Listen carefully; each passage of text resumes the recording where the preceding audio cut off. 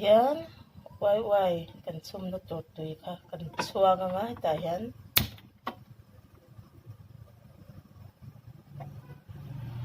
tui ta mangai lova chuan hi a so nuwa ta noodles si kan khak to do na ni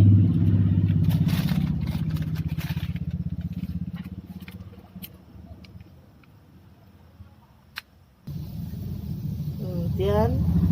kan kha na tur tui kha lo so ta bara ta hianin noodles kha kan khak to do na ni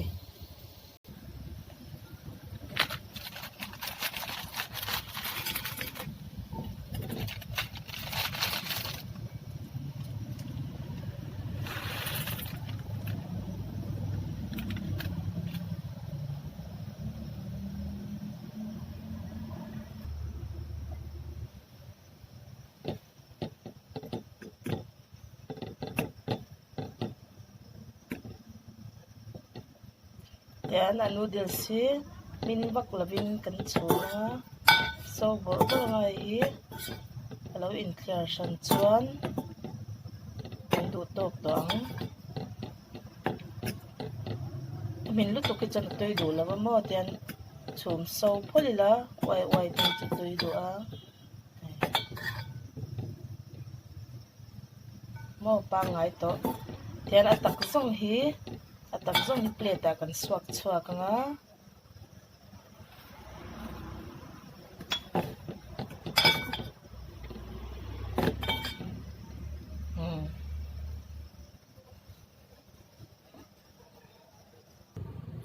ei ti hian atak zong hi ka suak ka chuan atui kan chum na banga khan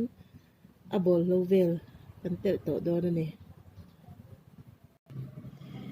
ole hei ho hi a bol ho ka tel tu tu chun nia dania pu sen le mar chapui chuan tomato tian ka zeya hei ka zei le pau hi noodles tu ya khan kan thlak do na ni tui ya hian tel fian te ni vel kan telanga chuan hei hi dania chuan pu sen mar chapui tomato hei hi kan thak fin ka kang chuanin hei hi Wai Wai masala kha tel ka tel to wangin hi chu ka tel lawang ngai tel lo chuan chili powder hei pocket khata pali lawom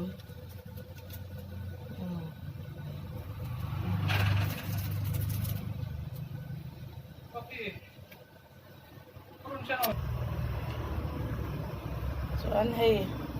hi lettuce nga hi na thum bel ka tel boka ti hian tui so ta bara hei po hi min deuh ngai chuang lo a min lutuk lo hian tui zo ka mo yan kan du tok to anga hei so chuak chuan tok to hei kan noodles chua sa khanin kan lei lut le anga gas po kan off to ang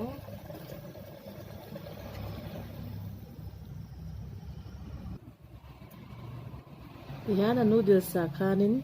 a bol lo ka chuan le vela khamo ka mix sa kha ka chung lut le ta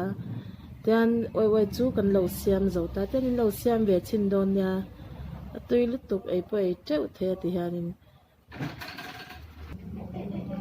ole khati zong kha Wai ron siam thei dan chu ania in lo ti ve chinanga tui nge tui lo te po chuan ka channel te min lo hlut saka min lo clear sak thina wangin ka loma like le subscribe kha min lo pe ve theu turin ka so ma chau bye bye